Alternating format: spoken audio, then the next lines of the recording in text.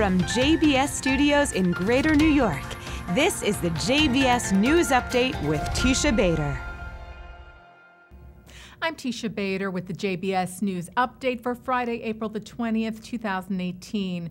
Well, for the fourth week in a row, violent protests took place today at Israel's border fence with Gaza. Some 3,000 Palestinians rioted along the security fence, burning tires and flying kites with Molotov cocktails tied to them across the fence to set Israeli fields on fire. One such kite had a swastika painted on it. IDF spokesperson Lieutenant Colonel Jonathan Conricus shared that image on social media. He also showed leaflets dropped today by the IDF from the air to try and quell violence, warning Gaza residents not to carry weapons or approach the fence or try to damage or breach it. In the clashes today, the IDF used riot control measures to subdue the crowds. Palestinian media claims that up to 4 Palestinians were killed and others injured. Meanwhile, Israeli Defense Minister Avigdor Lieberman met with Israeli troops in the area of the disturbances today for a security update and noted that the number of protesters had declined. Lieberman said thanks to the IDF's activity, week by week, there is a drop in the number of participants in the riots. Last Friday's demonstrators numbered about 10,000. And U.S. Special Representative for International Negotiations Jason Greenblatt tried to steer Gaza residents away from violence as well, writing on social media that Palestinians in Gaza have the right to protest their dire humanitarian circumstances. But he said organizers and leaders should focus on that message, not stoke the potential for more violence with firebombs and flaming kites, and must keep a safe distance from the border.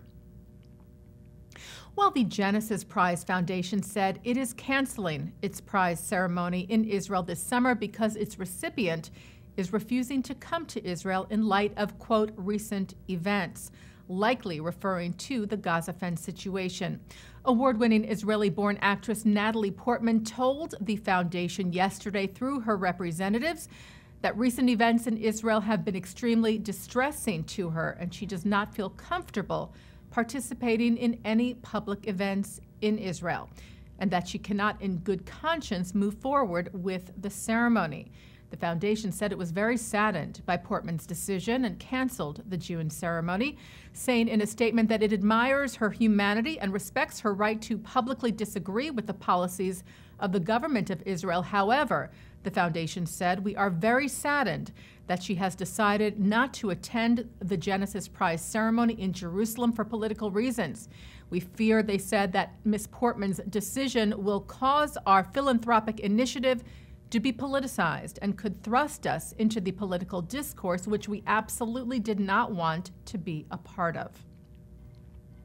Barnard College's student body voted on Wednesday against doing business with Israel.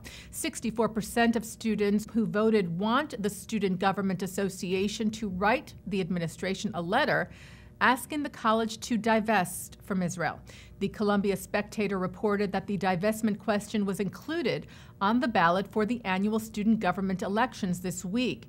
Israel education organization Stand With Us said the referendum contained factual inaccuracies and condemned its passing.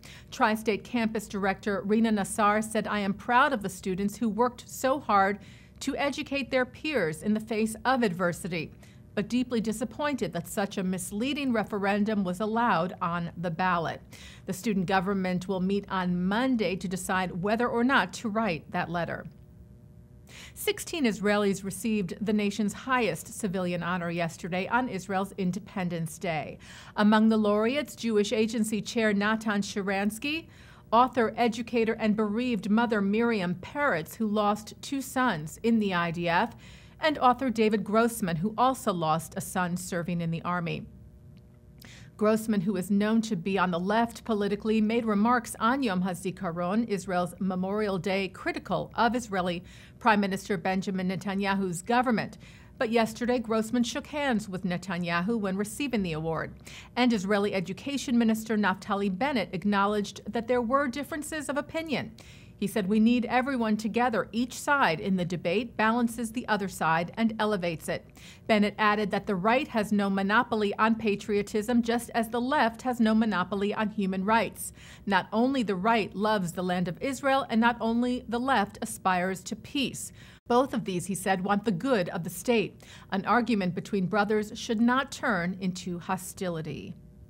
And with the conclusion last night of Israel's Independence Day, the Foreign Ministry shared some of the well wishes Israel received from across the globe, from places like Argentina, Belgium, Ukraine, India, the EU, and a happy birthday in Hebrew from Lithuania, sung by its diplomatic choir.